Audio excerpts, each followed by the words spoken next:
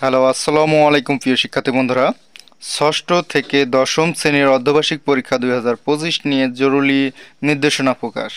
তাহলে ষষ্ঠ থেকে দশম শ্রেণীর অর্ধবার্ষিক পরীক্ষা 2025 নিয়ে দেখো জরুরি নির্দেশনা প্রকাশ করাচ্ছে। সেই প্রকাশনাটা আমরা তোমাদের মাঝে তুলে ধরছি। চলো আর দেরি না করে শুরু করা যাক। ষষ্ঠ থেকে অষ্টম শ্রেণীর অর্ধবার্ষিক পরীক্ষা। তাহলে ষষ্ঠ থেকে অষ্টম শ্রেণীর অর্ধবার্ষিক পরীক্ষা। দেখো, 1 নম্বর টপিকস লিখিত অংশ ও এমসিকিউ আলাদা আলাদা পাশ করতে হবে। তাহলে এখানে তোমাদের লিখিত যে অংশটা থাকবে সেই অংশ এবং এমসিকিউ যে অংশটা থাকবে সবগুলো কি করতে হবে, আলাদা আলাদা পাশ করতে হবে।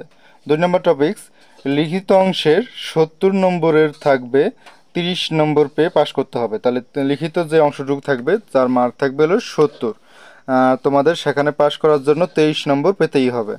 3 নম্বর টপিকস এমসিকিউ অংশের 30 নম্বরের পাস 10 নম্বর পেয়ে পাশ করতে হবে। তাহলে এমসিকিউ অংশে 30 নম্বরে পাস 10 নম্বরে পেয়ে পাশ করতে হবে। তাহলে 30টা এমসিকিউ থাকবে, তার মধ্যে 10টা তোমার হতেই হবে পাশ করার জন্য আলাদা করে। আর ইংরেজি প্রথম পত্র ও দ্বিতীয় পত্র মিলে মোট 66 নম্বর পেয়ে পাশ করতে হবে। তাহলে দুই পত্র মিলে 66 পেলেই তোমরা পাশ করবে ইংরেজিতে।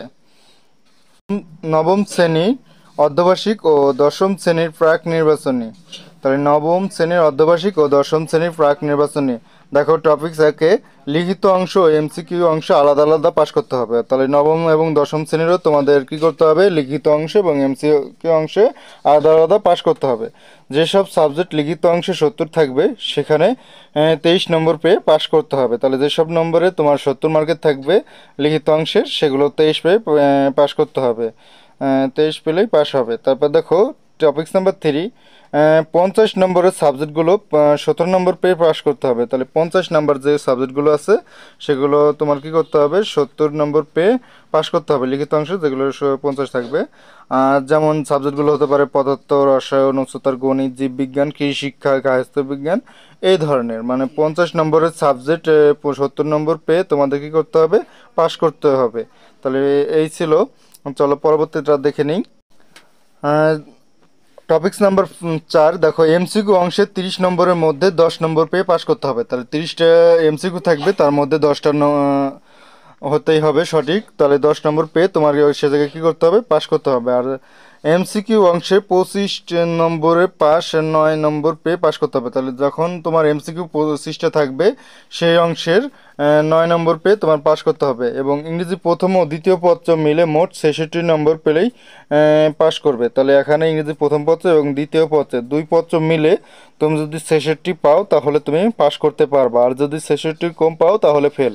এটা সব ষষ্ঠ থেকে দশম শ্রেণীর সবার জন্য। আর 70 মার্কের জন্য মানে 23, 30 মার্কের জন্য 10-এ পাস, 25 মার্কের জন্য 9-এ পাস। চলো পরের অংশগুলো আমরা দেখে নিই। অর্ধবার্ষিক পরীক্ষায় নিয়ে জরুরি বিষয়, অর্ধবার্ষিক পরীক্ষায় ফেল করলেও বার্ষিক পরীক্ষা অংশগ্রহণ করার সুযোগ পাবে। তাহলে অর্ধবার্ষিক পরীক্ষাতে যদি ফেল করো তাও বার্ষিক পরীক্ষা অংশগ্রহণ করতে সুযোগ পাবে। যারা অর্ধবার্ষিক পরীক্ষা অনুপস্থিত থাকবে তারা তাদের শিক্ষকের নিকট লিখিত দরখাস্ত দিতে হবে। তাহলে যারা অনুপস্থিত থাকবে, পরীক্ষা দিবা না, তাদের কি করতে হবে, শিক্ষকের নিকট দরখাস্ত দিতে হবে। তারপর তোমরা পরীক্ষা দিতে পারবা, পরীক্ষা অংশগ্রহণ করতে পারবা।